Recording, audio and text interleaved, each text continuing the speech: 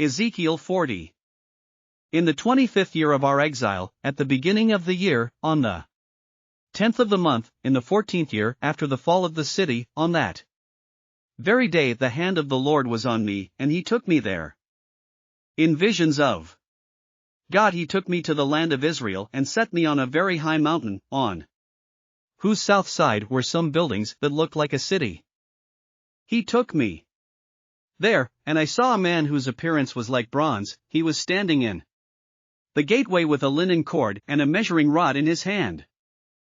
The man said to me, "Son of man, look carefully and listen closely and pay attention to everything I am going to show you, for that is why you have been brought here.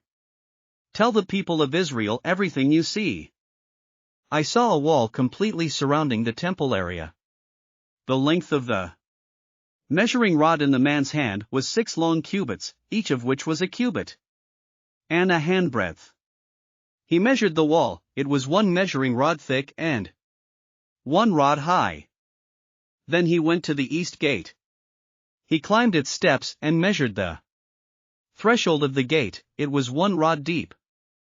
The alcoves for the guards were 1 rod long and 1 rod wide, and the projecting walls between the alcoves were 5 cubits thick. And the threshold of the gate next to the portico, facing the temple, was 1 rod deep. Then he measured the portico of the gateway. It was 8 cubits deep and its jambs were 2 cubits thick. The portico of the gateway faced the temple. Inside the east gate were 3 alcoves on each side. The 3 had the same measurements, and the faces of the projecting walls on each side had the same measurements. Then he measured the width of the entrance of the gateway. It was 10 cubits and its length was 13 cubits. In front of each alcove was a wall 1 cubit high, and the alcoves were 6 cubits square. Then he measured the gateway from the top of the rear wall of one alcove to the top of the opposite one. The distance was 25 cubits from one parapet opening to the opposite one. He measured along the faces of the projecting walls all around the inside of the gateway 60 cubits. The measurement was up to the portico facing the courtyard. The distance from the entrance of the gateway to the far end of its portico was 50 cubits.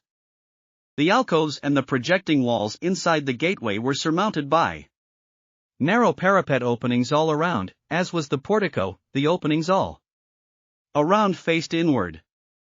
The faces of the projecting walls were decorated with palm trees.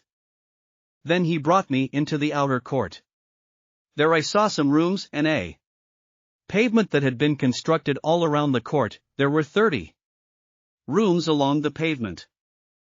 It abutted the sides of the gateways and was as wide as they were long. This was the lower pavement. Then he measured the distance from the inside of the lower gateway to the outside of the inner court. It was 100 cubits on the east side as well as on the north.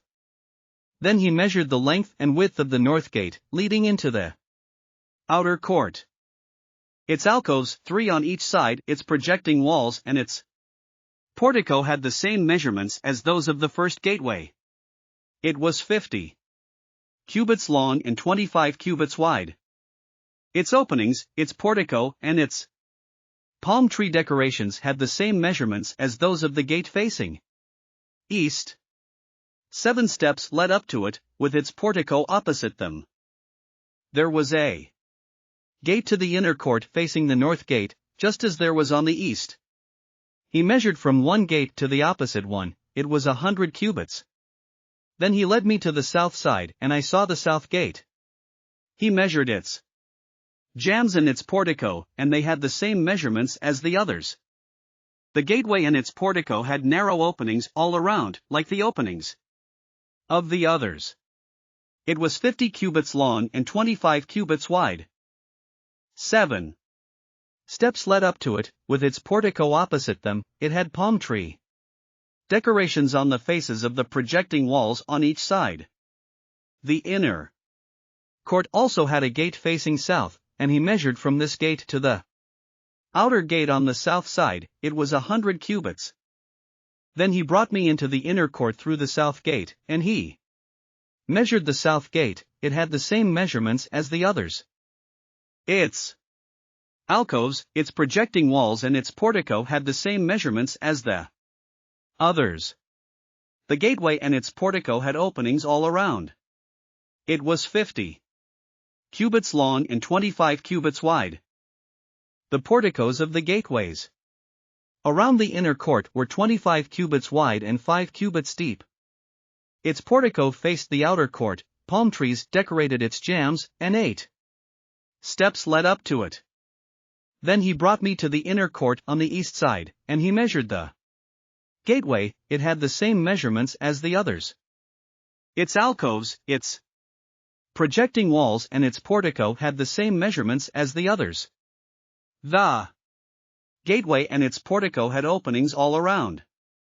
It was 50 cubits long and 25 cubits wide. Its portico faced the outer court, palm trees decorated the jambs on either side, and 8 steps led up to it. Then he brought me to the north gate and measured it.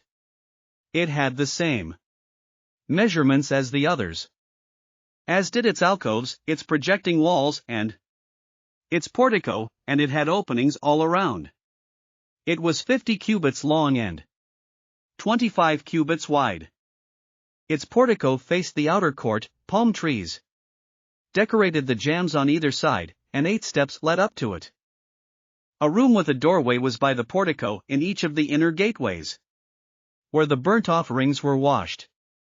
In the portico of the gateway were 2 tables on each side, on which the burnt offerings, sin offerings, and guilt offerings were slaughtered.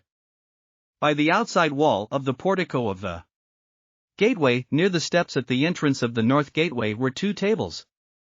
And on the other side of the steps were 2 tables. So there were 4 tables on one side of the gateway and 4 on the other, 8 tables in all, on which the sacrifices were slaughtered. There were also 4 tables of dressed stone for the burnt offerings, each a cubit and a half long, a cubit and a half wide, and a cubit high.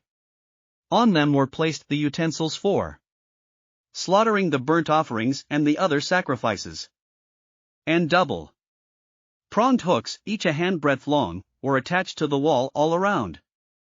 The tables were for the flesh of the offerings.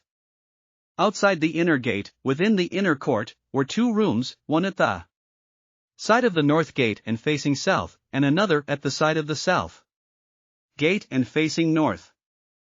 He said to me, "The room facing south is for the priests who guard the temple, and the room facing north is for the priests who guard the altar. These are the sons of Zadok, who are the only Levites who may draw near to the Lord to minister before him." Then he measured the court. It was square 100 cubits long and 100 cubits wide. And the altar was in front of the temple. He brought me to the portico of the temple and measured the jambs of the portico. They were 5 cubits wide on either side. The width of the entrance was 14 cubits, and its projecting walls were 3 cubits wide on either side. The portico was 20 cubits wide, and 12 cubits from front to back. It was reached by a flight of stairs, and there were pillars on each side of the jambs. Thanks for listening to another chapter of the Bible. At My Faith Fuel, we believe a good coffee fuels your faith and energizes your day. Please visit myfaithfuel.com to explore our delicious coffee blends. Part of each purchase goes to training worshipers around the world. Thanks for listening.